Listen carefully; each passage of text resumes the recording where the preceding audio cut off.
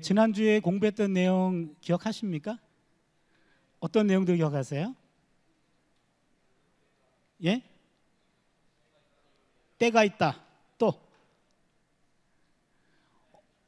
어떤 분은 헤드셋 생각난다고 그런 분도 있고, 각자 나름대로 은혜를 받던데요. 오늘은 지난주에 우리가 5장 18절 20절까지 끝냈어야 되는데 그거를 못 끝내고 시간 맞추다 보니까는 지나갔습니다. 그래서 그것 언급하면서 우리 진도를 좀 나가도록 하겠습니다.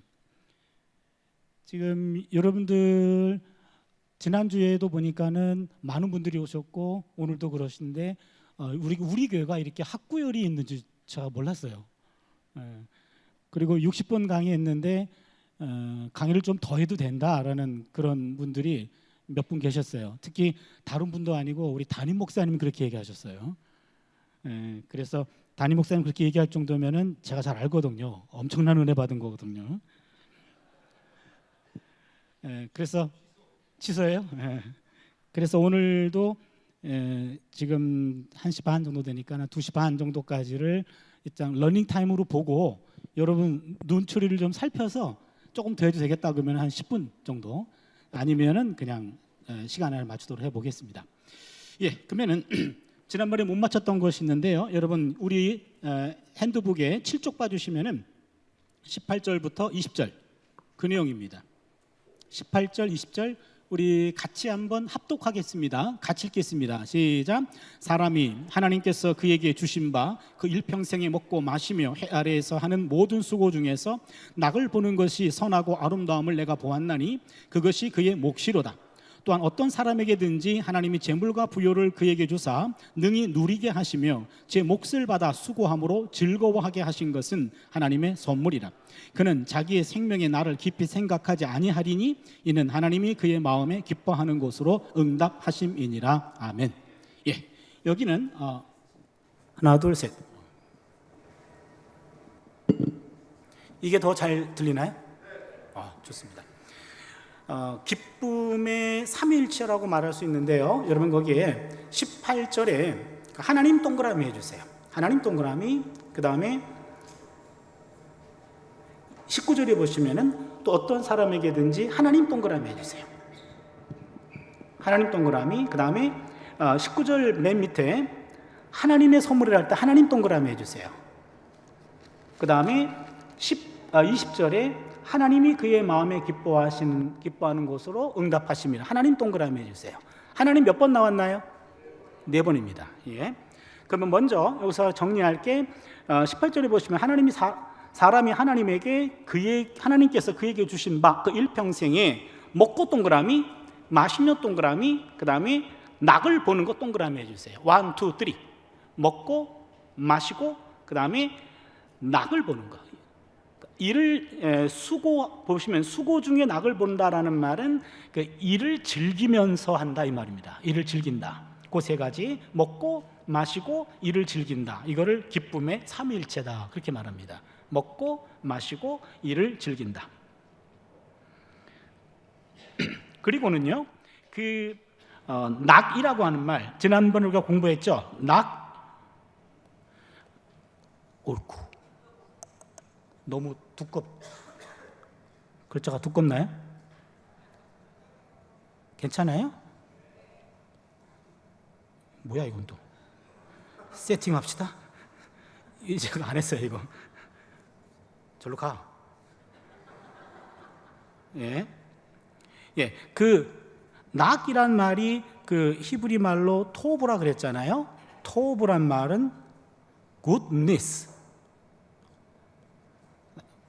굿띵 이런 말인데, 토브, 낙을 보는 것이 선하고 아름다움을 내가 보았다 하면서 요 낙을 다른 말로 하면 행복이란 말로도 바꿔 쓸 수 있어요. 요 행복에 대해서 아까 하나님이 하나님 4번 나왔죠. 그렇죠? 요 토브를 주시는 분이 하나님이신데 하나님 4가지를 하십니다. 첫 번째 18절을 보시면 하나님께서 그에게 주신 바 그 일평생에, 요 일평생에라는 말이 그 원어 본문을 보면 그 the few days of the life. 다른 말로 하면은 이게 생명의 짧은 날들입니다. 원어로 보면. 그러니까 무슨 말이냐면 하나님은 인간에게 제한된 삶을 주셨습니다. 첫 번째, 하나님 우리에게 주신 것 첫 번째, 제한된 삶을 주셨다. 여러분, 제한된 삶을 주셨다라는 것도 은혜예요. 그렇죠? 만약에 제한된 삶이 아니고 영생할 수 있는 존재로 줘줬다 그러면 여기 행복한 게 아닙니다. 죽음이라는 것은 오히려 우리에게 큰 선물일 수도 있습니다. 그건 마지막 날 우리가 임 목사님하고 이한영 목사님 저랑 함께 토크할 때 그때 죽음에 대해 조금 더 디테일하게 다루고요. 첫 번째, 하나님이 우리에게 제한된 삶을 허락하셨다. 생명의 수여자가 되십니다. 두 번째는요, 19절을 보시면 하나님이 재물과 부요를 그에게 주사. 두 번째입니다. 하나님은 우리에게 재물과 부요를 주셨습니다. 그런데 거기 19절을 보시면 또한 어떤 사람에게라고 나와 있죠. 어떤 사람이라는 것을 히브리 원어로 보면 모든 사람입니다. 원어가. 그래서 또한 모든 사람에게든지 하나님이 재물과 부요를 그에게 주었다. 두 번째, 하나님은 우리에게 모든 사람에게 예외 없이 재물과 부요의 수여자가 되십니다. 세 번째는요, 능히 누리게 하시며 제 몫을 받아 수고함으로 즐거워하게 하신 것을 하나님의 선물이라. 세 번째는 누림을 가능하게 하셨습니다. 주셨고 그 다음에 그것을 누리게 하셨습니다. 이게 중요합니다. 주는 것도 좋지만 더 중요한 것은 누리는 겁니다. 그 부분은 6장에 보시면요, 전도서 6장인데요 6장 2절을 한번 봐주세요. 6장 2절 같이 한번 읽겠습니다. 6장 2절 같이 있습니다. 시작. 어떤 사람은 그의 영혼이 바라는 모든 소원에 부족함이 없어 재물과 부요와 존귀를 하나님께 받았으나 하나님께서 그가 그것을 누리도록 허락하지 아니하셨으므로 다른 사람이 누리나니 이것도 헛되어 악한 병이로다. 거기서요, 여러분, 하나님이 어떤 사람에게 재물과 부요와 존귀를 하나님이 줬어요. 받았습니다. 그런데 그가 그것을 누리도록 허락받지는 못했습니다. 많은 것들을 얻었습니다. 하나님이 주셨습니다. 그런데 누리는 것은 허락하지 않으셨어요. 그러면 그 누림은 남이 누려요. 나는 가지고만 있어요. 이것도 불행한 겁니다. 그렇죠? 그래서 오늘 전도자는 주시는 것도 은혜지만 더 큰 은혜는 받은 바를 누리는 것이 더 큰 은혜입니다 라는 거죠. 그거를 좀 구분해 주세요. 우리가 하나님께서 우리에게 재물과, 다시 18절로 넘어오시면은 하나님은 우리에게 재물과 부요를 주시는 분이고 또한 그것을 누리게 하셔서 즐거운 삶으로 인도하시는 분입니다. 누리게 하십니다. 저에게 앞에 있는 재물과 부요를 주시는 하나님과 그 다음에 누리게 하신 하나님 가운데 둘 중에 하나를 택하라 그런다면 저는 후자를 택하겠습니다. 많이 있어도 누리지 못한다면 그림의 떡이죠. 그러나 많지 않아도 내가 누릴 수 있다면 그거는 진정한 행복이죠. 그래서 주신 분도 하나님이시고 누리게 하시는 분도 하나님이시다. 세 번째입니다. 네 번째는요, 지금 네 번째가 지금 20절입니다. 그가 자기의 생명의 날을 깊이 생각하지 아니하리니 이는 하나님이 그의 마음에 기뻐하는 것으로 응답하심이니라. 이 20절이 굉장히 어려운 본문입니다. 무슨 말이냐면 하나님은 사람의 마음에 기뻐하는 것으로 응답한다. 이 말이 무슨 말이냐면 네 번째입니다. 하나님은 즐거움의 경험에서 특정한 방식으로 활동하시는 분이에요. 다시 말씀드리면 하나님의 자녀들이 즐거워할 때 그건 하나님의 응답이다 그 말이고 하나님이 계시한 바라 그런 얘기입니다. 말을 바꾸면 우리가 즐거워할 때 하나님도 즐거워하십니다. 우리가 지난번에 그 말씀 한번 드렸잖아요. 부모들은 자녀들이 즐거울 때 인생이 행복합니다. 아무리 내 인생이 잘 나가도 자녀들이 우울하면 내 인생도 같이 우울해집니다. 그러게 하나님은 우리가 즐겁게 사는 것을 원하시는 분이죠. 그렇다면 정리합니다. 기쁨의 삼위일체는 먹고 마시고 이를 즐기는 거다. 그런데 이것이 행복인데 행복은 하나님이 주관하고 계신다. 하나님은 네 가지를 주신다. 첫 번째는 뭐라 그랬죠? 하나님은 제한된 삶의 수여자가다. 생명의 수여자가 되신다. 두 번째는 재물과 부여의 수여자가 되신다. 세 번째는 그것을 누리게 하시는 분이다. 네 번째는 우리가 즐기는 것을 즐겨 하신다 이 말입니다. 그게 우리 하나님이십니다. 예, 그 다음에 두 번째, 다음 본문으로 넘어가는데요. 다음 본문은 7장 13, 14절입니다. 7장 13, 14절 같이 한번 읽겠습니다. 같이 읽습니다. 시작. 하나님께서 행하시는 일을 보라. 하나님께서 굽게 하신 것을 누가 능히 곧게 하겠느냐? 형통한 날에는 기뻐하고 곤고한 날에는 되돌아보아라. 이 두 가지를 하나님이 병행하게 하사 사람이 그의 장래일을 능히 헤아려 알지 못하게 하셨느니라. 아멘. 이것도 상당히 깊이 생각해 보아야 할 말씀입니다. 다시 보세요. 하나님이 행하시는 일을 보라. 하나님이 굽게 하신 것을 누가 곧게 하겠느냐? 하나님이 하신 일은 인간이 바꿀 수 없다는 말이에요. 하나님이 굽게 했으면 누가 그것을 곧게 하겠느냐? 하나님이 곧게 했으면 누가 그걸 굽게 하겠느냐? 그러니까 하나님이 하시는 일은 인간이 바꿀 수가 없다 그 말입니다. 그리고는 14절을 보시면 형통한 날에는 기뻐하고 곤고한 날에는 되돌아보아라. 이 두 가지를 하나님이 병행하게 하사 사람이 그의 장래일을 능히 헤아려 알지 못하게 하셨느니라. 그러니까 우리는 하나님께서 행하시는 일을 변경할 수가 없습니다. 하나님의 섭리에 의해서 우리에게 주어지는 일이에요. 그 일이 때로는 형통한 일도 있어요. 그때는 기뻐하라는 겁니다.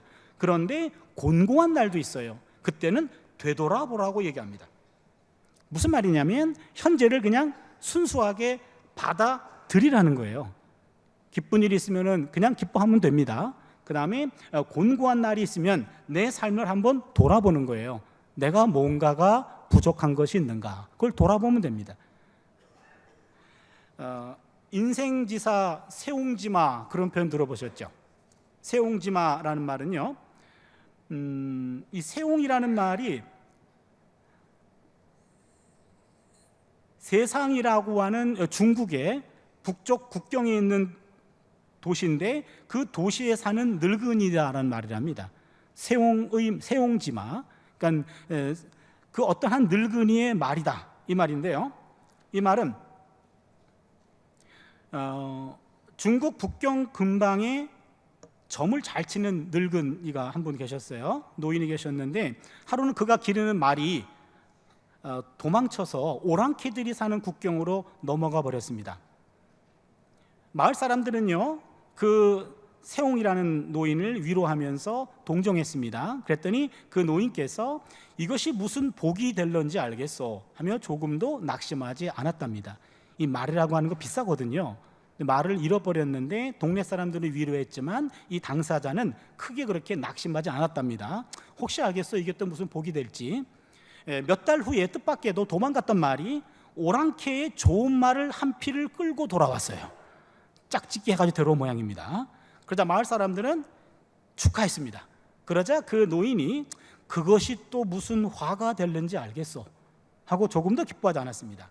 그런데 집에 좋은 말이 생기자 전부터 말타기를 좋아했던 이 노인의 아들이 그 말을 타고 달리다가 말에서 떨어져서 다리가 부러졌습니다. 마을 사람들이 아들이 다리가 이제 절름발이가 되자 위로했습니다. 그랬더니 노인이 또 말합니다. 그것이 혹시 복이 될는지 누가 알겠소? 태연한 표정이었습니다. 1년이 지났습니다. 오랑캐들이 대거 쳐들어왔습니다. 장정들이 활을 들고 싸움터에 동원됩니다. 모두 전사가, 그런데 모두 다 전사했는데 이 노인의 아들만은 다리가 불편했기 때문에 전쟁에 끌려가지 않았고 모두 무사할 수가 있었습니다. 이게 세옹지마입니다.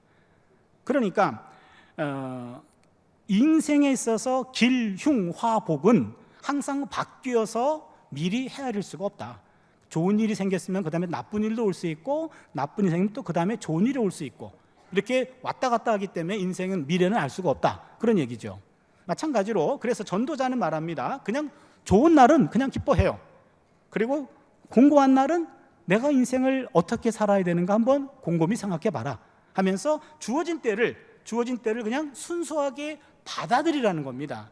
일희일비하지 말고 너무 출렁거리지 말고 그냥 있는 순간을 그냥 감사하면 감사한 대로, 힘들면 힘든 대로 그렇게 받아들이는 겁니다. 기뻐할 때 기뻐하고 슬퍼할 때 슬퍼하는 거죠. 그래서 바로 전도자가 그런 교훈을 우리에게 하고 있다는 말씀이고요. 또 하나 보겠습니다. 7장 21절 22절입니다. 7장 21절 22절 같이 한번 읽겠습니다. 같이 시작. 또한 사람들이 하는 모든 말에 내 마음을 두지 말라. 그리하면 내 종이 너를 저주하는 것을 듣지 아니하리라. 너도 가끔 사람을 저주하였다는 것을 내 마음도 알고 있느니라. 이건 또 뭐죠? 이건 일종의 때로는 조금 무심하고 둔감해라 이 말입니다. 너무 인생을 민감하게 살지 말라는 거예요. 보세요. 사람들이 하는 모든 말에 내 마음을 두지 말아라. 이 사람 저 사람 하는 말들에 대해서 다 귀담아 듣고 저 사람은 왜 그랬을까 이러면서 너무 민감하게 생각하지 말아라. 그리하면 내 종이 너를 저주하는 것을 듣지 아니하리라. 종도 때로는 뒤에서 수근수근하고 나한테도 험담을 할 텐데 너무 민감하면 그게 들릴 거 아니에요. 그 마음 상하는데 그냥 적절히 좀 귀 좀 닫고 살아. 그 다음에 그냥 흘려들어. 못 들은 척해. 그런 얘기입니다. 너도 가끔 사람들을 저주하였다는 것을 내 마음도 알고 있지 않느냐. 너도 남 험담하잖아. 그러니 남의 험담에 대해서 너무 무게를 두고 그것 때문에 너무 마음 흔들리지 말어. 그런 얘기죠. 험담 잘하시는 분들이 오늘 은혜가 좀 될 것 같아요. 그리고 남이 나한테 하는 얘기에 대해서 늘 좋은 것만 아니라 나쁜 이야기 들릴 때도 그냥 적당히 좀 넘어갈 수 있는 그런 마음의 자세가 필요하다. 그래서 요즘에 둔감력이라고 하는 것이 그것도 하나의 재능이다 이렇게 말한 분도 있어요. 둔감력도 재능이다. 와타나베 주니치 이 사람이 그 둔감력이라는 책을 썼는데 일본 사람이라 마음에 좀 안 들긴 하네요. 그런데 이 양반이 이 사람은 의사예요. 의사인데 또한 역사소설이나 의학소설을 쓰는 작가이기도 한데 이 양반이 의학적 지식하고 그 다음에 일상의 경험에서 둔감력을 가진 사람들이 얼마나 강인한 생명력을 갖고 있는지 그 사례들을 책에다가 쓴 겁니다. 예를 들면은요 모기에 물린 사람이 있어요.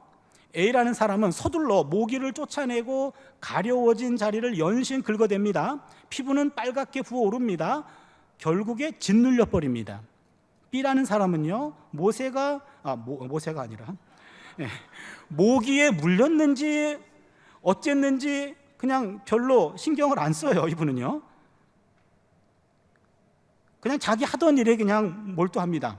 둘 중 민감한 사람 A와 둔감한 사람 B가 있는데 누구나 알고 있는 사실은 둔감한 B가 예민한 A보다 강인한 피부를 가졌다는 거죠.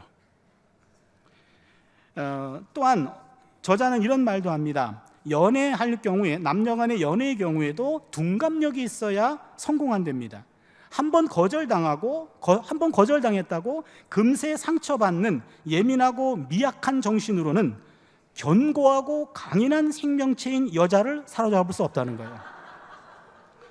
이 결혼 생활을 오래 지속하는 커플들도 둔감력을 가진 쪽이 더 오래 간답니다.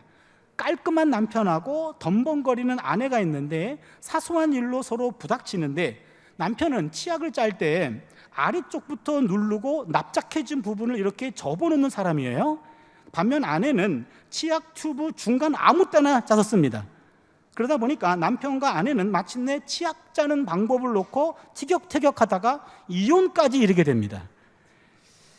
그거 중간부터 짜건 아래부터 짜건 결국에 다 짜지 않나요? 조금 둔감했다면 결과는 달라졌을 거란 얘기죠.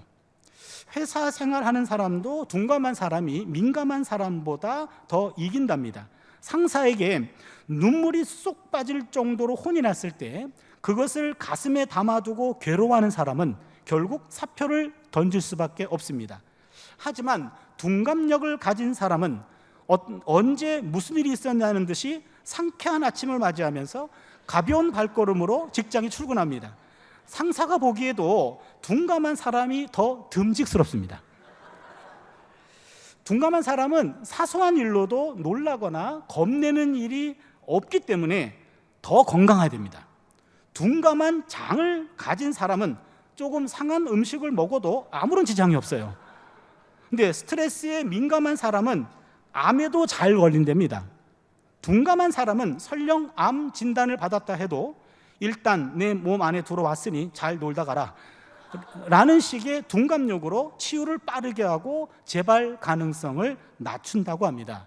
그래서 이 의사이면서 작가인 이 와다나베 주니치라는 사람은 단언하건대 사소한 일에 흔들리지 않는 둔감함이야말로 삶 가운데 가장 중요한 기본이 되는 재능이다 라고까지 얘기했어요. 그러니까 너무 둔감한 사람은 조금 불편합니다만, 그러나 어느 정도 좀 둔감해야 인생을 좀 원만하게 그리고 생명력 있게 인생을 살아갈 수 있다라는 것을 여기서 배우게 되는데, 전도자도 아마 그런 경험을 했던 모양입니다. 그러니까 조금은 좀 둔감하시길 바라고요. 어떻게 너희들이 나한테 그럴 수 있어? 그렇지만 뭐 그럴 수 있죠. 뭐 저도 제자들한테 때로는 막 상처 받기도 하고 그러는데 가끔 예수님 생각해요. 예수님은 뭐 가룟 유다도 있었는데, 난 최소한 그 못된 제자도 가룟 유다는 아니잖아. 그러면서 모든 사람이 다 나를 지지할 수 있는 것도 아니고, 때로는 어떤 사람이 오해할 수도 있고, 때로는 내가 좀 잘못해서 그런 일을 당하기도 하고, 내가 부족한 사람이다, 완벽한 사람은 아니니까요. 적당히 그렇게 좀 소화해내야지 하나하나 너무 민감했다가는 자그마한 일에 더 큰 일로 만들어가지고 자기를 해치게 되더라, 그런 얘기입니다. 그래서 때로는 좀 무심하고 둔감하자라는 말로 오늘 7장 21절 22절의 말씀을 정리하고 그 다음에 오늘의 본문으로 돌아갑니다. 9장입니다. 9장에서 메멘토 모리 부분인데요, 여기는 1절부터 지금 6절까지인데 한 절씩 교독하겠습니다. 이 모든 것을 내가 마음에 두고 이 모든 것을 살펴본즉 의인들이나 지혜자들이나 그들의 행위나 모두 다 하나님의 손 안에 있으니 사랑을 받을는지 미움을 받을는지 사람이 알지 못하는 것은 모두 그들의 미래의 일들임이니라.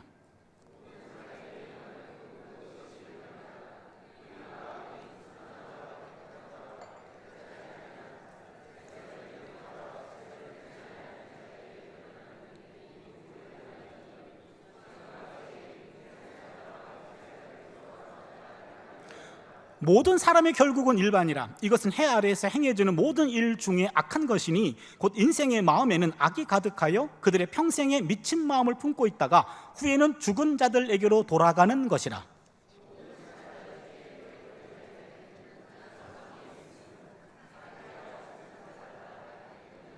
산 자들은 죽은 줄을 알되 죽은 자들은 아무것도 모르며 그들이 다시는 상을 받지 못하는 것은 그들의 이름이 잊어버린 바 됨이니라.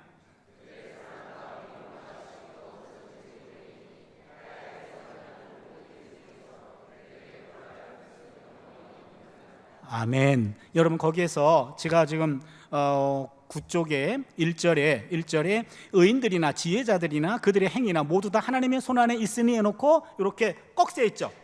꺽쇠. 이거는 인용 구절이라는 표시인데요, 그것도 인용이고 4절을 보시면 모든 산자들 중에 들어있는 자에게는 누구나 소망이 있음은 산개가 죽은 사자보다 낫기 때문이니라. 그것도 제가 꺽쇠했습니다. 인용입니다. 이게 무슨 얘기냐면, 여러분, 전도서를 우리가 이해하기가 어려운 것이 앞뒷말이 충돌해요.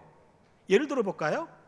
전도서 8장 12절 한번 봐주세요. 8장 12절 보세요. 읽지 마시고 그냥 보세요.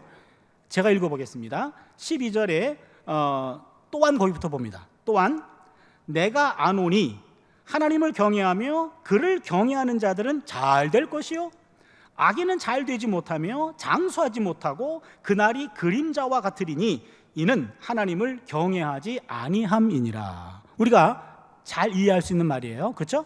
그런데 14절과 앞절 말씀은 충돌합니다. 들어보세요. 세상에서 행해지는 헛된 일이 있나니 곧 악인들의 행위에 따라 벌을 받는 의인들도 있고 의인들의 행위에 따라 상을 받는 악인들도 있다는 것이라. 내가 이르노니 이것도 헛되도다. 앞뒤가 충돌하는 게 느껴집니까? 충돌이 안 됩니까? 충돌이 안 되는 분, 그분 충돌 좀 받아야 돼요. 지금요, 앞뒤말이 안 맞아요. 앞뒤말이. 앞에 말은 의롭게 살면 복을 받고 악하게 살면 벌 받아, 그런 얘기예요. 지당하신 말씀인데 그 다음 14절을 보니까 에이, 현실을 보니까 아니던데, 그 말이에요. 이해하시겠습니까? 이 얘기는 뭐냐면 전도서를 보면 앞에 말과 뒤에 말이 충돌하는 경우가 있어요. 이 충돌하는 거에 대해서 전도서의 많은 전문가들이 골머리를 앓고 있는데, 저는 요 부분을 해결하는 하나의 이론으로 인용 이론을 제가 수용했습니다. 인용 이론. 인용 이론이라는 것은 전도자는 지금 기존에 있는 지혜와 그 다음에 그 지혜가 현실에 맞지 않는 경우를 언급하고 있어요. 그래서 전통적으로는 그게 지혜예요. 의롭게 살면 복을 받고 악하게 살면 벌 받아, 맞는 말입니다. 그런데 전도자는 그 말을 인용합니다. 인용하면서 이 말이 현실에 다 맞는 건 아니야 라고 하면서 태클을 거는 겁니다. 그래서 전통적인 견해를 인용하고 여기에 태클을 거는 게 바로 전도자의 글 특징이에요. 이 인용 이론을 우리나라에서 처음으로 인용한 사람이 저예요. 제가 지금 전도서 주석서를 다 썼거든요. 근데 10년 전에 썼는데 머릿말을 10페이지를 못 써가지고 10년째 출판을 못하고 있어요.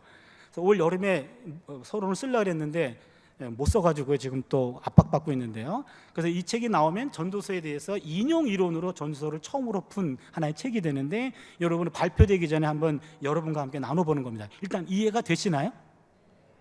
역시 우리 교회입니다. 여러분 우리 편이에요. 그래서 지금 앞뒤가 충돌되는 것들을 인용했다, 그리고 반박했다는 얘기입니다. 마찬가지로 지금 9장도 그렇습니다. 9장 보세요. 9장 1절입니다. 이 모든 것을 내가 마음에 두고 이 모든 것을 살펴본 즉, 인용입니다. 의인들이나 지혜자들이나 그들의 행위나 모두 다 하나님의 손 안에 있으니, 여기요, 의인들이나 지혜자나 그들의 행위나 모두 다 하나님의 손에 있다.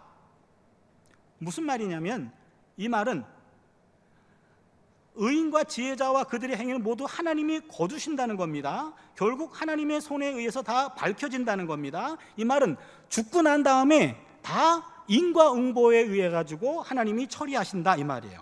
죽음 이후에 이 땅에서 정당한 판단을 받지 못한 사람은 죽고 난 다음에 하나님이 의롭게 살았으면 복을 주고 악하게 살았으면 그때 벌 준다, 그런 얘기입니다.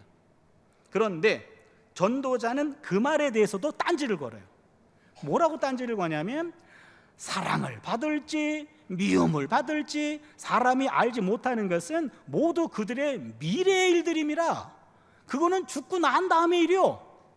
죽고 난 다음에 그 사람이 하나님께 사랑받을지 미움받을지 그거 어떻게 알아, 이 얘기입니다. 이해하시겠습니까? 우리는 이 전도자랑 오늘은 조금 달라요. 왜냐하면 전도자는 구약성서는 아직 내세에 대해서 희미합니다. 죽고 난 다음에 뭔 일일지 전도서는 깜깜해요. 오늘 우리는 알아요. 그러나 이분은 몰라요. 그러니까 모르는 사람의 이야기는 그 몰랐던 그 상황 속에서 공부하는 겁니다. 그러게 전도자는 인생에 있어서 죽고 난 다음에는 확실히 우리 모르잖아. 그냥 우리 생각이지. 죽고 난 다음에는 몰라. 그 사람이 벌 받을지 상 받을지 그거 모르잖아, 그 얘기입니다. 사실 그렇잖아요. 안 그렇죠? 그러지 마세요. 그렇죠? 모르잖아요, 사실은. 그러면서 2절을 보니까 모든 사람에게 임하는 그 모든 것이 일반이라. 이건 뭐냐면 모든 사람들은 다 똑같아. 일반이라는 말은 모든 사람들은 다 하나의 운명이야.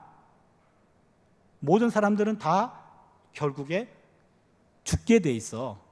모든 사람들은 그가 악한 사람이건 아니면 의로운 사람이건 다 죽어.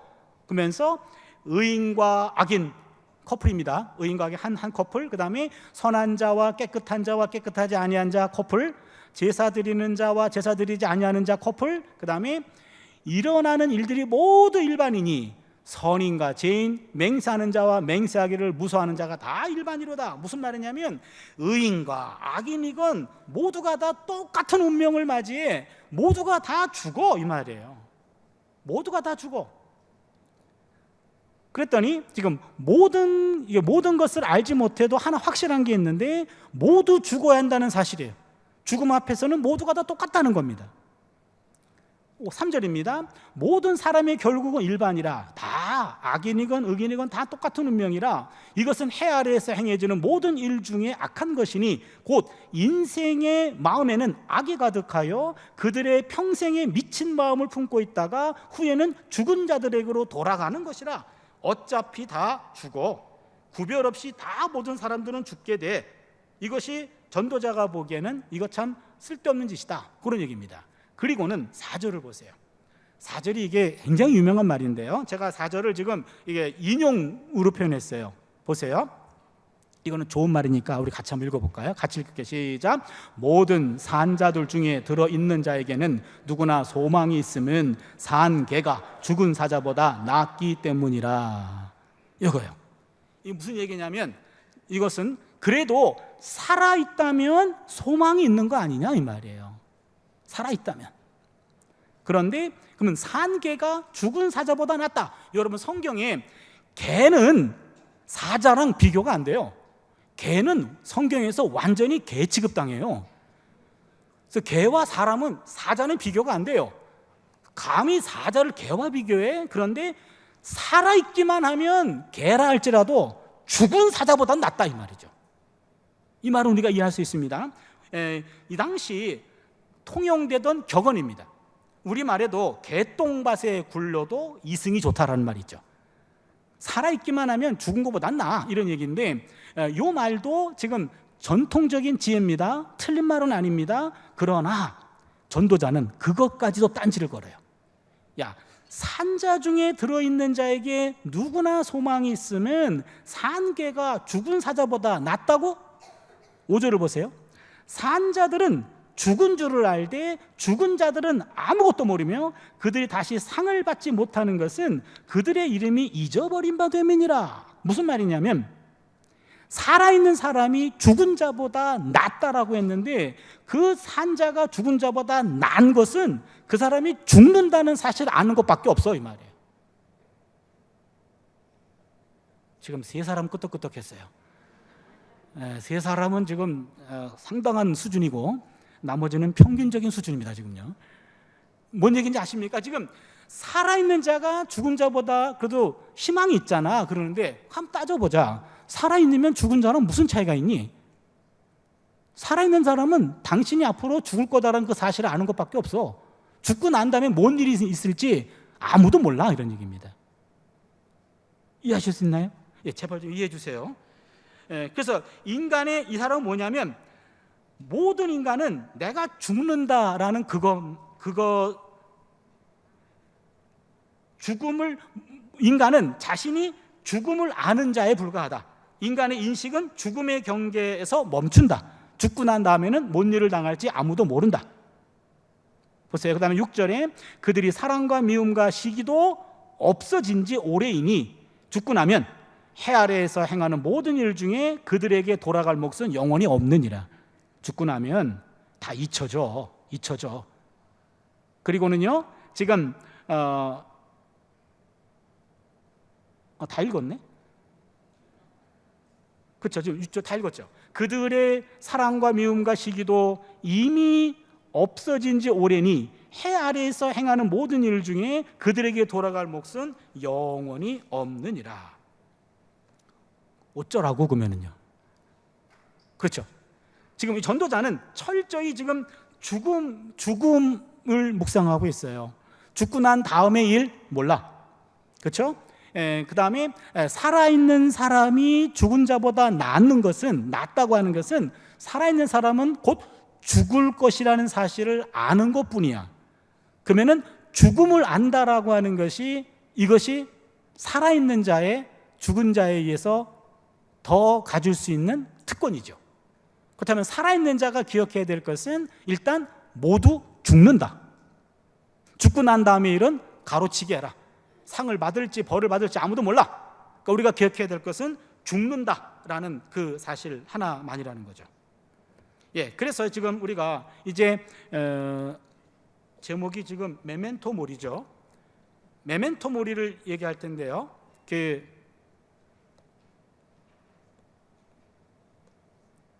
메멘토 모리, 이 말은 넘기시면은요, 예, 10족입니다. 메멘토 모리라는 말은, 메멘토라는 말은 메모리, 모리라는 말은 죽음. 그래서 죽음을 기억하라 이 말입니다. 죽음을 기억하라. 이 말은 중세시대 수도사들이 일상에서 서로 나누는 인사말이었다고 합니다. 자신의 죽음을 기억하면 살아있는 오늘을 충실하게 살 수 있다는 거죠. 죽음을 기억하십시오. 이 말은 너 죽어라, 너 죽어버려라 라는 저주가 아니라 자신이 죽는다는 사실을 기억하면 오늘을 기억하면서 오늘을 충실하게 살라는 심오한 축복의 말이죠. 그래서 여러분, 전도서를 보면 초상집하고 잔치집이 나옵니다. 여러분 7장을 보시면 7장 2절에 같이 한번 읽어볼까요? 이거 유명한 구절이기 때문에 같이 한번 읽겠어요. 여러분, 여기 오신 분들이 전도서를 한 번쯤은 읽어보신 분들도 있을 거고요. 그분들은 정말 양심 있으신 분들이고, 전도서를 한 번도 못 읽어보신 분도 있어요. 근데 읽었지만 또 뭔 말인지 모르는 분들이 태반이기 때문에 한번 읽어보겠습니다. 유명한 말씀이에요. 같이 읽습니다. 시작. 초상집에 가는 것이 잔치집에 가는 것보다 나으니 모든 사람의 끝이 이와 같이 됨이라. 사한 자는 이것을 그의 마음에 둘지어다. 아멘. 예, 그래서 4절에 지혜자의 마음은 초상집에 있으되 우매자의 마음은 혼인집에 있느니라. 그래서 여러분, 혼인집은 못 가도 초상집은 가야 됩니다. 그래서 초상집에 가게 되면 우리가 다 죽음을 현실적으로 한번 깊이 생각해 보는 거죠. 죽음도 나의 죽음, 나의 죽음을 한번 깊이 생각해 보면 내가 지금 어떻게 살아야 되는지 그것에 대한 하나의 답이 나온다는 얘기입니다. 그러게 죽음 앞에서는 내가 추구했던 그 모든 것들이 필요 없는 것들이 보이기 시작해요.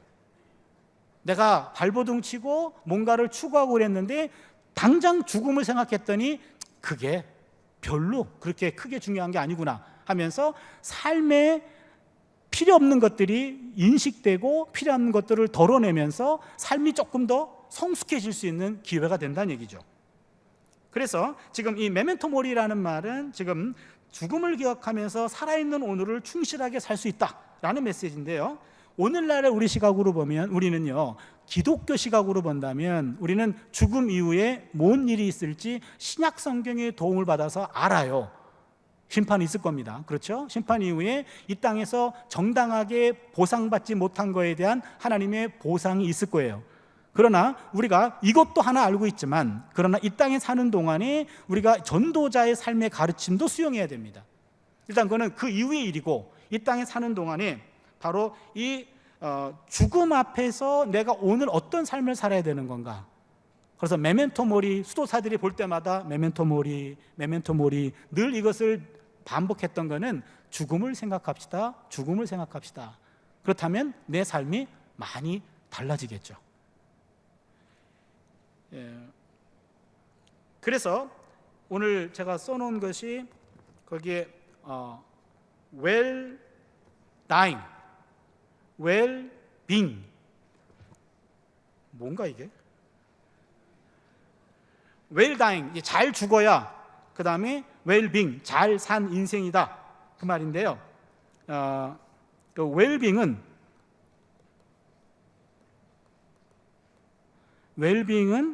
이게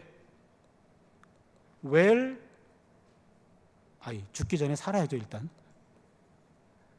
죽기 전에 well living 플러스 well dying.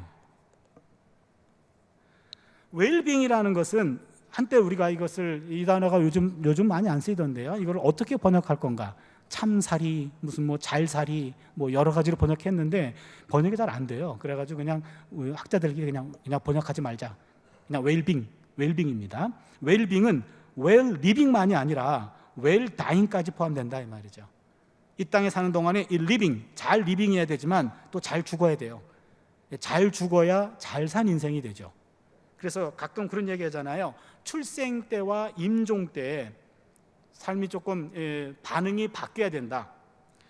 출생 때는 나는 울고 남들은 웃어야 돼요. 그 다음에 임종 때는 남들은 울고 나는 웃어야 돼요. 그 그런데 출생 때와 임종 때 아주 일관성 있게 출생 때 나만 울고 남들은 다 웃었어. 근데 임종 때도 일관성 있게 나만 울고 다 웃어. 이건 저주받은 인생이죠. 그렇죠? 그래서 이것은 출생 때와 임종 때 과연 이것이 바뀌느냐. 그러니까 나의 죽음에 대해서 주변의 지인들과 많은 사람들이 아쉬워하고 나는 하나님 나라에 대한 확신을 갖고 웃으면서 마지막을 구할 수 있다면 이게 큰 행복이겠죠. 그래서 잘 죽어야 잘 산 인생이 된다. 그래서 사는 것뿐만 아니라 죽는 것도 필요하다. 그래서 오늘은 죽음에 대해서 이 정도만 이야기하고 다음 주에 우리가 12장에 보면은요 노화되는 과정과 죽음에 대한 이야기가 아주 담담하게 기록되어 있습니다. 그것들을 이렇게 소개하고 그 다음에 더 디테일한 내용들은 그 다음 주일날 이제 삼총사가 나와가지고 토크하면서 좀 정리를 좀 하려고 합니다. 그러면 이제 마지막 까르페 디엠입니다. 오늘의 본문의 핵심인데요. 까르페 디엠 9장 7절부터 그 다음에 10절까지입니다. 한 절씩 교독을 하겠습니다. 제가 먼저 읽을게요. 너는 가서 기쁨으로 내 음식물을 먹고 즐거운 마음으로 내 포도주를 마실지어다. 이는 하나님이 네가 하신 일들을 벌써 기쁘게 받으셨음이니라.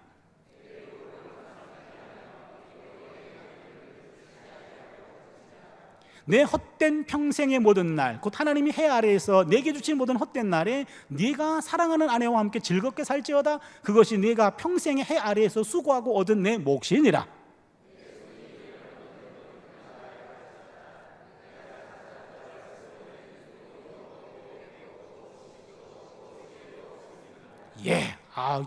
이게 전도서가 예전에 하이라이트에 조금 접근하고 있는데요. 우리가 지금 전도서 둘째 날인데 둘째 날에 하이라이트에 들어가네요. 먼저 보시면 7절에 너는 가서 기쁨으로 내 음식물을 먹고 즐거운 마음으로 내 포도주를 마실지어다. 여러분 밑에 본문 구조를 보면 7절에 요구, 가서 먹고 마셔라. 그래 놓고 여러분 거기에 이는이라고 나와 있죠. 그 이는이라고 하는 말은 왜냐하면 이란 뜻입니다. 왜냐하면 하나님이 네가 하는 일들을 벌써 기쁘게 받으셨기 때문이야 이 말이에요. 그 다음에 여러분 거기에 8절 9절입니다. 내 의복을 항상 희게 하며 내 머리에 향기름을 그치지 아니하도록 할지니라. 내 헛된 평생의 모든 날, 곧 하나님이 해 아래에서 내게 주신 모든 헛된 날에 내가 사랑하는 아내와 함께 즐겁게 살지어다. 여기 그것이란 말은 왜냐하면 그것이 평생의 해 아래에서 수고하고 얻은 내 몫이기 때문에 그래 그 말입니다. 지금요 제가 왜냐하면 이란 말을 2번 사용했습니다. 그 다음에 세 번째입니다. 10절을 보시면 내 손이 이를 얻는 대로 힘을 다하여 할지어다. 왜냐하면 네가 장차 들어갈 소홀에는 일도 없고 계획도 없고 지식도 없고 지혜도 없기 때문이야. 됐습니까? 구조가 잡힙니까? 지금 3가지를 명령하고 있어요. 명령해 놓고 근거를 얘기합니다. 왜냐하면. 그럼 먼저 첫 번째입니다. 가서 기쁨으로 내 음식물을 먹고 즐거운 마음으로 내 포도주를 마실지어다. 왜냐하면 이는 하나님이 네가 하는 일들을 벌써 기쁘게 받으셨음이로다. 이 말은 뭐냐면요, 여러분 가서라는 말은 지금 당장 이 말입니다. 지금 당장 즉시 먹고 마셔 이 말입니다. 먹고 마셔 즐겁게 살란 얘기죠. 그래서 여기서 여러분 빵과 포도주를 즐거움으로 먹고 마시는 행동을 하나님이 기뻐하시며 수용하신다는 점이 중요합니다. 무슨 말이냐면 지금 우리가 인생을 먹고 마시고 즐겁게 사는 것 지금 살아. 왜냐하면 창조주 하나님의 삶의 원칙이 그거야 이 말입니다. 창조 때 하나님이 인간을 만들어 놓고 인간들은 즐겁게 살려고 만든 거예요. 이게 창조주의 목적이라는 겁니다. 따라서 즐기는 것은 창조의 원리를 받아들이는 겁니다. 다시 말씀드리면 즐겁게 살지 못하면 창조의 원리를 거스르는 겁니다. 지금 인생이 즐겁지도 못한 것도 지금 고통스러운데 그렇게 즐겁게 살지 못하는 것이 죄라고 하니까 이중죄입니다 지금요. 그렇죠? 여러분 잘 들으셔야 돼요. 오늘 이 전도서가요 굉장히 중요한 얘기를 해요. 저는 전도서를 공부하면서 제 인생관이 바뀌었어요. 좀 이따 말씀드릴게요. 지금 즐겁게 살지 못하면 벌 받아요. 첫 번째 메시지입니다. 이 인생 자체가 즐거운 건데 왜 혼자 그렇게 인생 써가면서 힘들게 사나? 즐겁지 못하면은 즐겁지 못해서 내가 고통받고 그 다음에 하늘나라 가가지고 엄청 혼나고. 좋은 말 할 때 즐겁게 사세요. 네. 두 번째입니다. 두 번째는 내 의복을 항상 희게 하며 내 머리에 향기름을 그치지 아니하도록 하라. 이 말은요, 흰옷은 축제의 옷을 말합니다. 머리에 향기름을 바르는 것은 축제의 절정을 말합니다. 그런데 여기 중요한 것은 항상 동그라미 해주세요. 항상 인생을 축제같이 살라 얘기입니다. 이 항상이라는 말은 가능하다면 기회 있을 때마다 그런 의미가 됩니다. 그러기에 지금 한평생 축제적 삶을 살아야 된다. 알고 보면 지금 전도자가 강조하는 것은 죽음 이후는 아무것도 모른다는 겁니다. 죽음 이후는 그러면 살아있는 것만이 우리 것이에요. 그럼 살아있는 동안에 우리가 즐겁고 먹고 마시고 즐겁게 사는 것 하나님의 선물입니다. 그렇게 살라고 만들었어요. 그렇게 살아야 돼요. 그렇기 때문에 축제 같은 삶을 살아라 얘기입니다. 항상 늘 기쁘고 즐겁게 파티에 온 것 같은 삶을 살라 그런 얘기죠. 그래서 살아있는 자의 모든 활동은 축제입니다. 이 말이 있어요. 살아있는 자의 모든 활동은 축제입니다. 그래서 인생의 모든 순간이 꽃봉오리다. 어느 시인의 고백입니다. 인생의 모든 순간이 다 꽃봉오리다. 그래서요, 제가 최근에 이와 같은 비슷한 고백을 한 내용이 기억이 나서 제가 하나 적어왔는데요. 2019년이죠. 올해네요. 백상 예술대상의 대상 김혜자 씨의 수상 소감이죠. 제가 알기로는 권사님으로 알고 있는데요. 이분이 눈이 부시게라는 드라마가 대상을 받은 모양이에요. 저는 김혜자 씨는 알아도 눈이 부시게라는 드라마는 모르겠어요. 근데 그 드라마에서 이분이 맨 마지막에 너레이션 했던 내용을 대상 수상 때 다시 한번 읽었어요.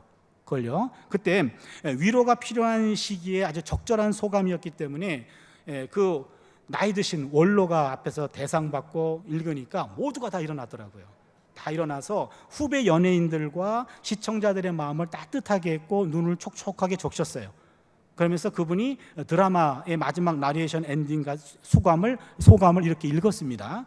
그래서 그분이 읽었을 때는 저도 막 감동받고 그랬는데 내가 읽어서 얼마나 감동이 될지 모르겠습니다만 제발 좀 감정이입을 하셔서 좀 잘 들어주세요. 제가 한번 읽어볼게요. 내 삶은 때론 불행했고 때론 행복했습니다. 삶이 한낱 꿈에 불과하다지만 그럼에도 살아서 좋았습니다. 새벽에 쨍한 차가운 소리, 차가운 공기, 꽃이 피기 전 부는 달큰한 바람, 해질 무렵 우러나는 노을의 냄새, 어느 하루 눈부시지 않은 날이 없었습니다. 지금 삶이 힘든 당신, 이 세상에 태어난 이상 당신은 모든 걸 매일 누릴 자격이 있습니다. 대단하지 않은 하루가 지나고 또 별거 아닌 하루가 온다 해도 인생은 살 가치가 있습니다. 후회만 가득한 과거와 불안하기만 한 미래 때문에 지금을 망치지 마세요. 오늘을 살아가세요. 눈이 부시게. 당신은 그럴 자격이 있습니다. 누군가의 엄마였고 누이였고 딸이었고 그리고 나였을 그대들에게. 역시 감동이 안 되는군요. 저도 이거를 보면서 울컥했어요. 울컥했고 우리가 그냥 당신은 그럴 자격이 있습니다. 지금까지 살아있다는 그것 하나만으로도 당신은 눈부신 인생을 살아가고 있는 겁니다 라는 말씀이에요. 저는 적어도 저보다 나이 드신 분들한테는 이 말씀을 드리고 싶어요. 제가 인생을 얼마 안 살았습니다만 살면 살수록 인생의 무게가 가벼울 줄 알았어요. 근데 그렇지가 않더라고요. 그래서 찬송가를 부를 때 세월 지나갈수록 의지할 것뿐일세. 그 찬송이 너무 은혜스러워요. 제가 그랬더니 제 친구가 너 늙어가는 거야 그러더라고요. 맞아요. 늙어가고 있는 건 맞는데 인생을 조금씩 더 깊이 알아가고 있는 것 같아요. 그래서 저는 저보다 한두 살 더 많이 사신 분들이 그런 면에서 존경스러워요. 몸이 점점 쇠약해지고 모든 기력이 세지고 모든 기능이 약해지고 힘도 빠지고 이름에도 불구하고 그렇게 앞에서 인생을 앞서 살아내신 그런 선배님들이 너무 부러운 거죠. 그리고 그분들을 응원해주고 싶고 격려해주고 싶어요. 그래서 지금까지 살아있는 거, 그것 하나님의 은혜인데, 또한 그 삶이 정말로 힘들고 어려울 때 많이 있었잖아요. 그러나 그럼에도 불구하고 바로 하루하루를 좀 축제 같은 인생의 모든 순간이 꽃봉오리다 깨닫고 나면 그런 것 같아요. 이런 꽃봉오리다라는 그런 인식이 우리 삶에도 좀 가득했으면 좋겠습니다. 그리고는요, 구절을 보시면 내 헛된 평생의 모든 날, 곧 하나님이 해 아래에서 내게 주신 모든 헛된 날에 내가 사랑하는 아내와 함께 즐겁게 살지어다. 아내와 즐겁게 살아. 왜냐하면 그것이 내가 평생의 해 아래에서 수고하고 얻은 내 몫이기 때문에 그래, 이 말입니다. 여기 보면은요, 굉장히 중요한 내용을 얘기하는데, 지금 인생을 축제같이 살아. 그 다음에 더 중요한 것은 아내와 함께 즐겁게 살아, 이 말입니다. 아내와 함께 즐겁게 살라는 거예요. 그러면서 왜냐하면 그것이 내가 평생에 해 아래에서 수고하고 얻은 내 몫이요. 이게 뭔 말인지 아십니까? 여러분 요즘 젊은 친구들이 아내를 오리하고 이렇게 비유해가지고 아내를 6종류로 나누더라고요. 한번 들어보세요. 집에서 일만 하는 아내를 집오리라고 그래요. 집오리. 그 다음에 돈을 많이 벌어오는 아내를 황금오리라고 말합니다. 세 번째는요, 집안일도 잘하고 돈도 많이 벌어오는 아내를 천둥오리라고 그래요. 그리고 네 번째는요, 돈만 쓰는 아내, 탐관오리입니다. 다섯 번째는요, 재산 많이 남기고 일찍 돌아가신 분, 아싸가오리라고 말해요. 근데 불륜을 저지른 아내가 있네요. 이런 아내를 어찌하오리라고 말해요. 그래서 이 젊은 친구들은 이 아내를 돈 이런 거 가지고 분류하는 것 같은데, 성경을 보니까 아내를 정의할 때 이 성경만큼 아내를 높이 평가하는 게 없는 것 같아요. 무슨 말이냐면, 아내는 네가 평생의 해 아래에서 수고하고 얻은 내 몫이요, 이 말입니다. 여러분, 일주일 하루 일해가지고 버는 돈을 뭐라 그러죠? 일당. 일주일 일해가지고 버는 돈? 주당이요. 주당은 그게 아니에요. 주급이에요, 주급. 주당이라니. 한 달 동안 일해가지고 버는 돈? 월급. 1년은 연봉. 연봉을 하나도 안 쓰고 모두 모은 돈. 전재산? 아니, 전재산 쓰고 남은 거예요. 연봉을 하나도 안 쓰고 다 모았어. 그걸 뭐라 그러죠? 그런 용어 없습니다. 다 써야죠. 그래서 연봉을 하나도 안 쓰고 다 모은 돈, 그거를 평봉이라고 합시다. 평봉. 그러니까 평생 하나도 안 쓰고 다 모은 돈, 평봉. 아내는 평생 일해가지고 모을 그 평봉을 미리 값을 해가지고 주신 분이 아내라는 거예요. 그게 전도서 9장 9절. 여성분들은 외우세요. 전도서 9땡, 이 말입니다. 남성분들은 지우세요. 뭔 소리야 이게? 그래서 성경에서 아내를 이렇게 높이 평가합니다. 아내는 당신이, 그러니까 집오리들 잘 기억하세요. 당신이 바깥에 나가서 평생 벌 돈 미리 값을 해가지고 주신 분이 나요. 고마운 줄 알아. 이런 식으로 성경은 말하고 있는 거죠. 그래서 인생을 축제같이 즐겨라. 그 다음에 아내와 함께 즐겨라. 그렇게 얘기하고 있습니다. 마지막으로 세 번째는요, 10절이죠. 10절을 보시면 내 손이 이를 얻는 대로 힘을 다하여 할지어다. 왜냐하면 네가 장차 들어갈 스올에는 일도 없고 계획도 없고 지식도 없고 지혜도 없음이니라. 죽고 나면 다 스올, 죽은 사람들이 가는 아래 세상입니다. 글로 다 들어가는데 거기 가면 아무것도 없어. 일할 것도 없어. 아무것도 없어. 그러니까 살아있는 동안에 해야 될 일은 바로 힘을 다하여 일하라, 이 말입니다. 힘을 다하여 일하라. 장차 죽고 나면 일도 없고 계획도 없고 지식도 없고 지혜도 없고 아무것도 없어. 그런 얘기죠. 그러니까 전도자는 말합니다. 사람에게 어떤 일을 하라라고 말하지 않고 사람이 해야 할 일을 하라고 얘기하고 할 수 있는 일들을 해야 한다고 얘기합니다. 무슨 말이냐면 힘이 남아있는 한 바로 열심히 일하는 거예요. 일의 우선순위를 판단하는 기준을 여기서 배울 수 있습니다. 일의 우선순위는요, 여러분, 미래의 대가가 아닙니다.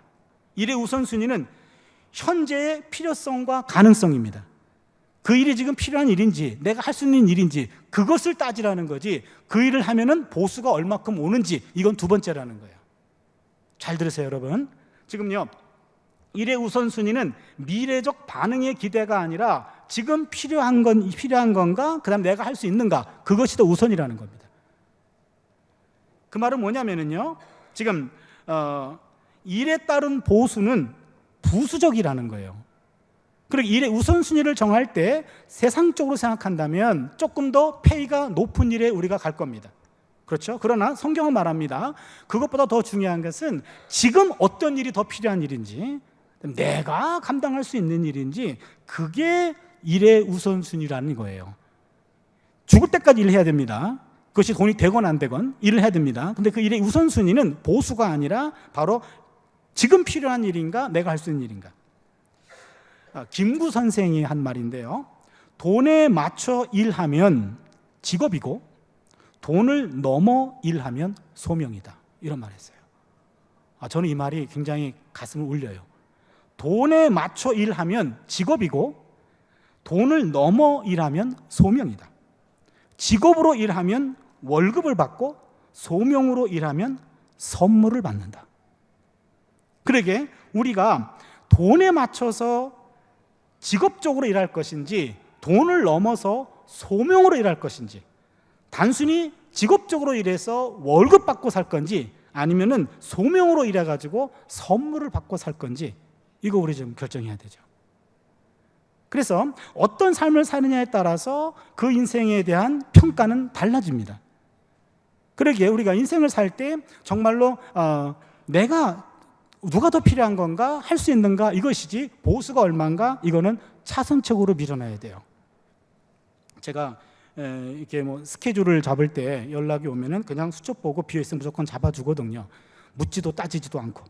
그러다 보니까 어느 경우에는 큰 교회도 가고 어느 경우에는 작은 교회도 가고, 큰 교회 갈 때는 수천 명 거기도 가고, 작은 교회 가면 7명이 있는 교회도 가고, 지방이고 어디고 그냥 가거든요. 그러면 갈 때 좀 힘들거든요, 사실은. 또 어떤 분은 또 착해가지고 이게 전화 와가지고 이제 가겠습니다, 그러고 끊으려고 그랬더니 사실은요 교수님, 우리 교회가 7명이 나와요. 그러면 속으로 미리 얘기하지 지금.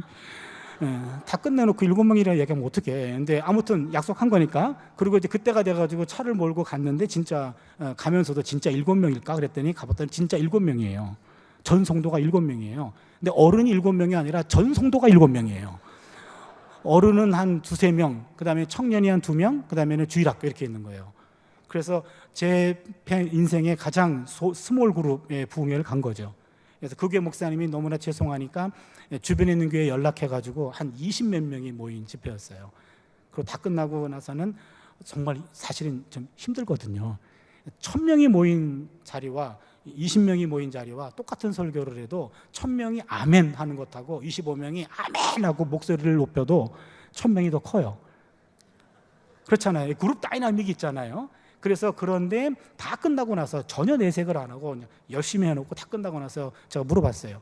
근데 왜 날 오라 그랬어요? 그랬어요. 끝나고 나서. 그랬더니 자기가 교회 부임할 때 성도가 0명이었대요. 지금 10년째 됐는데 7명이 된 거예요. 그 성도들에게 그래도 새벽 기도해야 되고 수요 예배 있고 금요 예배 있고 혼자서 그걸 다 한 거예요, 목사님이. 북치고 장구치고 다 한 겁니다. 근데 정말로 우리 성도님들에게 좋은 꼴을 먹이고 싶어서 몇 년 전부터 저를 찍어놓고 기도했다는 거예요. 제가 찍힌 거죠. 그래서 가서 그 얘기를 듣는 순간 제가 울컥했어요. 내가 무엇이 간대. 그러니까 거기서 오는 보수보다도 거기서 주어진 은혜가 저의 보수였어요. 그리고 저의 더 어려웠던 그런 시절을 생각나게 해주는 그런 때였어요. 제가 우리 남영교회 담임 목회할 때 우리 교인이 2명이었거든요. 2명이어도요 새벽기도 매일 나가야 돼요. 왜냐하면 두 사람이 돌아가면서 나와요. 정말 돌겠어요, 정말. 나도 지금 학교 교술이 있었고 월요일은 서울시인데 10시간 강의했고, 그 다음에 목회를 하니까 2명인데도 새벽기도 매일 나와야죠. 수요일 하죠, 금요일 하죠, 토요일 날 또 구역 예배 있는데 와달라요 또. 그러니까는 정말로 이게 힘든 시절을 보냈었는데 수요일 날은 하루 종일 설교만 준비한 거예요. 하루 종일 설교를 준비했는데 저녁에 이제 교회를 갔는데 그때 우리 큰아이가 아파가지고 제 아내는 이제 집에서 애를 봤어요. 그러기 전엔 교인이 2명은 오셔야 되는데 시작됐는데 1명이 오셨어요. 그래서 설교를 하루 종일 준비한 설교인데 이거 오늘 써먹으면 너무 아깝잖아요. 최소한 2명은 와야지. 그래서 내가 찬송 자꾸 인도하다가 속으로 하나님 오늘은 그냥 대충 때우고 나중에 전 성도가 다 왔을 때 이거 써먹으면 안 될까요? 그런 마음이 드는 거예요. 이 설교가 어떤 설교인데. 근데 불현듯 하나님이 야, 너 사람 보고 설교하니? 그런 것 같았어요. 제가 속으로 그랬어요. 그럼 사람 보고 하지 누구 보고 하냐고. 예, 그 마음이 하나님이 기뻐하시는 것 같지 않아가지고 그냥 원고대로 읽었거든요. 원고대로. 원고는 여러분이에요. 여러분 하면은 우리 그 집사님 자꾸 뒤를 돌아봐요. 집사님 보지 마시고 이 원고가 여러분이요. 원고대로 하는 거니까 보지 말라고. 나도 지금 속상해. 지금 그냥 앞만 보시라고. 그 여러분을 지금 한 7번 정도 했어요. 끝까지. 저도 끝까지 했어요. 나도 너무 하나님이 너무 얄미워가지고 그냥 끝까지 읽었죠. 근데 맨 마지막 여러분 할 때 그 한 분이 오셨어요. 우리 한 분이 손정숙 집사님이고 한 분이 홍정숙 집사님인데 그 홍정숙 집사님 맨날 늦는 분인데 그날은 엄청 늦은 거예요. 맨 마지막에 오셨는데 마지막 여러분 할 때 두 사람이 아멘 그랬어요. 그리고 예배가 끝났는데 제가 울컥했어요. 평생 내가 설교하면서 한 명 놓고 여러분 설교를 또 언제 해보겠나. 그런 때가 있었거든요. 성도 한 분 한 분이 그리웠을 때. 그것을 생각나게 했어요. 그 집회가. 난 한 명 놓고 여러 번 설교하던 사람인데 그걸 생각하니까 내가 덜 교만해졌어요. 우리 임 목사님은 나보고 늘 교만 충만하다 그러는데 그때 많이 낮아졌어요. 그러면서 일이라고 하는 것은 정말로 내가 그 일이 정말 필요한 건가, 내가 할 수 있는가, 그것이 우선이지 보수는 나중인 것 같아요. 그걸 내가 돈 챙기면 선물은 없는 것 같아요. 은혜는 없는 것 같습니다. 물질은 적어도 은혜가 있고 선물이 있고 바로 또 다른 존경이 있다면은 그거를 취하는 것이 좋지 않겠나라는 게 오늘 이 전도자가 하는 말입니다. 그래서 오늘 전도자가 말씀을 정리할게요. 그러면 어떻게 살라는 얘기입니까? 오늘을 축제같이 살라는 거예요. 오늘을 축제같이 살라. 다른 말로 하면 까르페 디엠이란 말입니다. 까르페 디엠. 까르페 디엠. 오늘 좀 어려운 얘기들이 많이 나오는데요.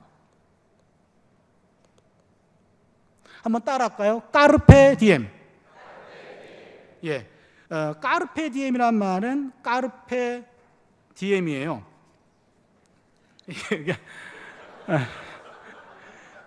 어느 나라 말이죠?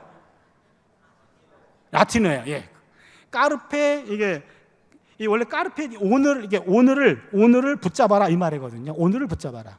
붙잡아 오늘. 여러분 오늘 굉장히 유식해졌어요. 메멘토 모리 한번 따라할까요? 메멘토 모리. 까르페 디엠. 예, 죽음을 생각하십시오. 오늘을 잡으십시오. 이 말이에요. 오늘을 잡으십시오. 요 오늘을 잡으라고 하는 말은요. 이 말은 원래 그 호라티우스라고 하는 로마의 시인인데 주전 65년 사람이에요. 이 사람이 쓴 송가의 마지막 부분에 나오는 시구입니다. 이분이 뭐라고 얘기하냐면 까르페 디엠 쿠밤 미니멈 크레둘라 포스테로. 무슨 말인지 모르죠. 예, 저도 보고 읽는 거예요 지금.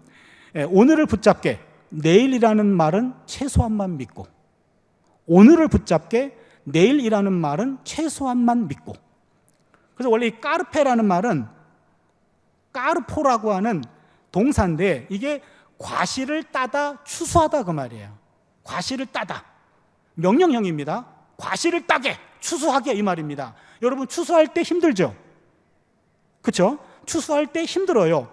힘드는데 추수는요, 한 해 동안 땀 흘린 농부에게 추수는 행복입니다.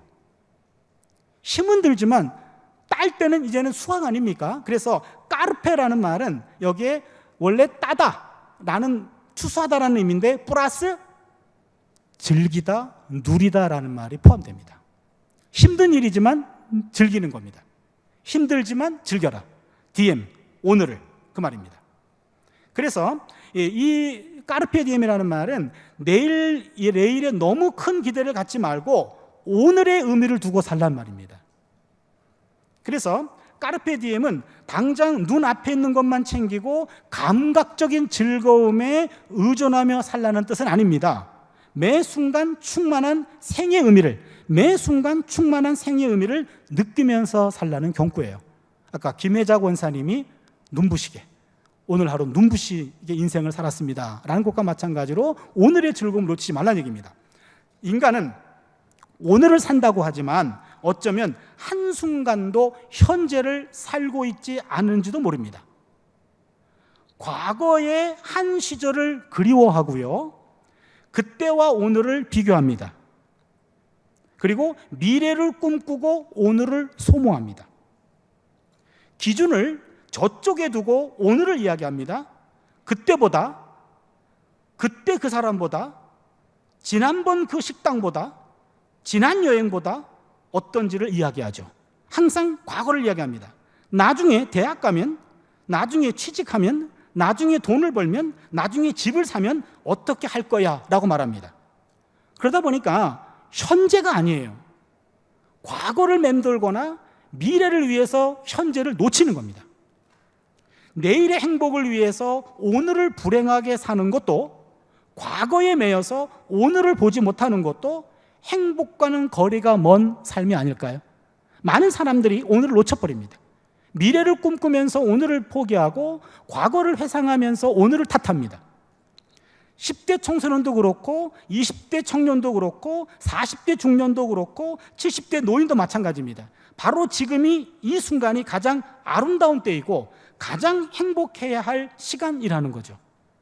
그러기에 이 호라티우스의 말은 내게 주어진 오늘을 감사하고 그 시간을 의미 있고 행복하게 보내라는 속삭임이에요.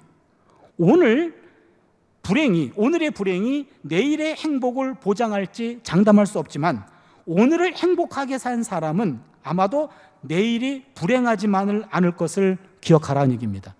오늘 행복을 느끼지 못하면 내일 더 많은 것들이 주어져도 행복을 느끼지 못합니다. 행복 불감증에 살아갑니다. 어찌 보면 현대인들은 행복 불감증에 살았는지 모르겠어요. 그러기에 오늘 전도자는 끊임없이 바로 죽음 이후에는 아무것도 없어, 몰라, 그러니 살아있는 것이, 이것이 은혜요, 축제요, 살아있는 동안의 순간순간이 바로 눈부시게 살아가는 거요, 그것들을 놓치지 말라는 얘기입니다. 오늘 우리가 이 전도서라고 하는 메시지를 함께 듣고 함께 공부하는 것도 행복한 거 아닌가요? 보람 아닌가요? 아닌 것 같아요. 그러면서 저는 마지막으로 예수님을 한번 생각해 봤어요. 여러분, 예수님은 어떤 모습이었을까? 제가 생각하는 예수는 항상 십자가에 달리신 예수였습니다. 그래서 모든 사람들의 고민과 인생거리를 짊어지고 다 와라, 내가 너를 쉬게 할 것이다 하면서 인류의 모든 죄를 속죄하는 가시면류관을 쓰신, 인상 쓰시고 피 흘리시는 고통당하시는 예수님이었어요. 그리고 예수님만 생각하면 울컥해지고 숙연해지고 내가 이렇게 살면 안 되는데 라는 생각이 들었어요. 그런데 여러분, 예수님이 늘 그렇게 인상 쓰고 살았을까요? 십자가에 달리셔는요, 피를 흘리셨겠지만 십자가 달리시기 전에도 늘 인상 쓰며 그렇게 살았을까요? 예수님의 일상에 대해서 누가복음 기자가 한 말씀 했어요. 예수님의 일상이 딱 들켰어요. 뭐라고 나와 있냐면 누가복음 7장 34절에 보니까 인자는 와서 먹고 마시며 너희 말이 보라, 먹기를 탐하고 포도주를 즐기는 사람이요 세리와 죄인의 친구로다. 딱 걸렸어요. 지금 예수의 일상이 잡혔습니다. 맨날 먹고 마셨어. 그렇죠? 그러게 예수를 싫어하는 사람들이 먹기를 탐하는 사람이에요. 포도주를 얼마나 퍼마셨는지 포도주를 즐기는 사람이요. 바로 이게 예수님의 일상이었다는 얘기입니다. 그래서 먹고 마시면서 즐거워하는 그 모습, 이게 예수님의 또 하나의 모습이에요. 그렇다면 우리의 신앙은 너무나 엄숙주의에 빠져 있는 것은 아닌가? 바로 신앙생활하면 근엄해야 되고 절제해야 되고 그 다음에 조심해야 된다는 그런 생각입니다. 물론 이런 태도도 필요합니다. 그러나 늘 그래서는 안 되잖아요. 늘 심각해. 그렇잖아요. 늘 인류의 죄를 고민하고 있어. 네 걱정이나 하세요. 예수님은 늘 그러지 않았어요. 예수님도 즐길 줄 아시는 분이었어요. 그래서 즐기지 않는 것도 예수님을 거부하는 겁니다. 십자가 예수만이 아니라 삶을 즐기시는 예수도 바라보아야 돼요. 그래야 신앙이 균형이 잡힙니다. 반쪽 예수가 아니라 양쪽 예수를 따르는 사람이 돼야 되죠. 그것이 예수님을 온전히 따르는 겁니다. 그렇지 않을까요? 저는 이 본문에 와서 정말 예수 믿는다고 하는 것이 정말로 세상에서는 즐겁게 살고 교회 안에 가면은 엄숙하게 가면 쓰는 거 아니구나. 세상에서의 즐거움 못지않는 예수 안에서의 즐거움이 있어요. 그 즐거움을 내가 만끽해야 돼요. 세상에 줄 수 없는 기쁨이 있다니까요. 어저께 제가 올폰 녹화를 하면서 어떤 분이 목사님 그런 설교를 하는 거예요. 평생 엉망진창으로 살다가 자기 아버지였대요. 그 목사님 아는 사람 아버지인데 정창으로 살다가 정말로 못되게 살았어요. 마을에서도 아주 폭행하고 막 술 마시고 마누라도 패고 막 이런 사람이었어요. 근데 마지막 숨 넘어가기 전에 목사님 오시라 그래가지고 목사님 얘기 듣고 바로 거기서 예수를 영접하고 돌아가셔서 천국 갔다는 거예요. 나머지 평생 예수 믿는 사람들이 시험 들었대요. 난 뭐요? 그 얘기를 하길래 제가 즉각 그 자리에서 반박했어요. 아니 그렇게 평생 못된 짓 하고 그렇게 살다가 마지막 순간에 예수 믿고 구원받은 사람이 뭐가 부럽냐고. 그렇잖아요. 평생 그 사람 괴로웠어요. 우리는 예수를 믿어서 예수 안에서 우리가 즐거운 부분을 놓쳤기 때문에 그런 유혹을 받는 겁니다.